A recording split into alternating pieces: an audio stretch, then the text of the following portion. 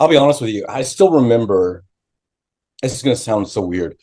I remember flying home from that, or flying back to Arkansas from from that trip. That was just a huge moment. I literally, of course, I was running from and sort of denying all the anguish and the emotional shit I was going through because of Evanescence. But still, it was like that's still one of the things that sticks out to me. Like I forget conversations I had last week, but flying home from that, I just remember being so like grateful. I just had gratitude. I was just grateful for experiencing that. I didn't want to lose it. I didn't want to forget it. What a lot of people don't understand about my leaving in Evanescence is that it was the only move I had that would preserve it in my mind at the time. At 44, 45 years old, I can look back and go, oh, there's all of these. There's so much. Dude, I would have handled so many things differently. You know what I mean? Like just in communication alone, just in the ability to say the things that I was feeling and like address the situations between Amy and I. We were children. We were children that were like going through this horrible personal thing, but also like achieving this insane dude. When I left the band, you gotta understand we were in fucking multiple touring buses. Like, can you imagine kids from Arkansas in high school thinking about the one tour bus they might have one day?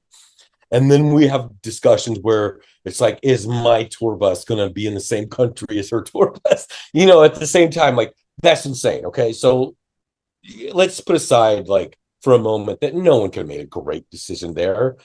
But I genuinely, in my heart of hearts, like, the thing that mattered was not being right or winning. It was that I didn't know that anyone would ever give a fuck what Ben Moody did or said about anything ever again.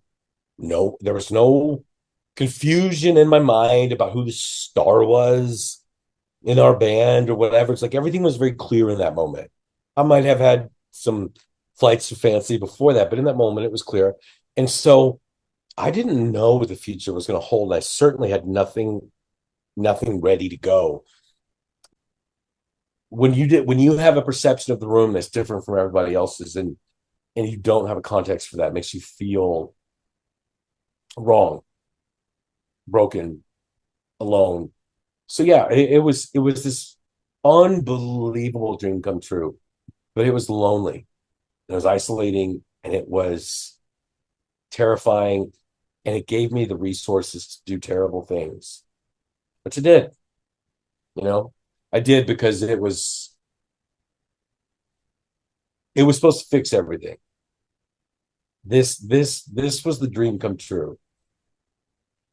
And man, like I wanted it to be that so bad. I believed in it and we did it. Dude, no one gets to do what we did. Like we're kids from Arkansas and we were right.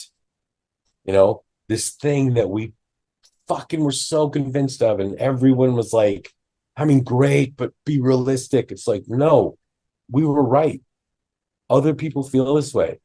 There's something to be said about this. Like there's a movement to be had here. There's community to be found. And man, fame will fuck with that. Money will fuck with that. And trauma will fuck with that. And I got all three, and it I want to look back and give it this like I have such warm feelings about it. But if Amy and I were in a place where at the time we could have spoken to one another without the vitriol, we could have been like friends. I feel like both of us would have really, really gotten so much more out of that, and in turn been able to give so much more out of that, than we have. So sorry, that's not very. Yeah, I mean, look, all the things you said are great. They're great, dude. I will never take for granted winning Grammys. That's the highest accolade that our peers can give us of our industry. But you know, and like it can't fix things. I received a lot of hate, for things that I did or things I said that were misunderstood. But like, I sort of like I had just detached myself from any opinions about me or Evanescence for a long time. So like, it's nice to hear that because I'll be honest with you, from the moment the moment we did our first gig as a like a touring actor, a, a national or international or a side band, let's say that, like it, it, it was a it was a very big priority to me to be kind, like I didn't want people to like us, like our music, and then be robbed of that, or I didn't want that to just sort of be extinguished by like by us as people because we're flawed and we whatever. So like I go out of my way to like I honestly look, I don't take credit for it, but I was a part of I'm sorry, like we do deserve some credit for all of us, like bringing it to the forefront that like we're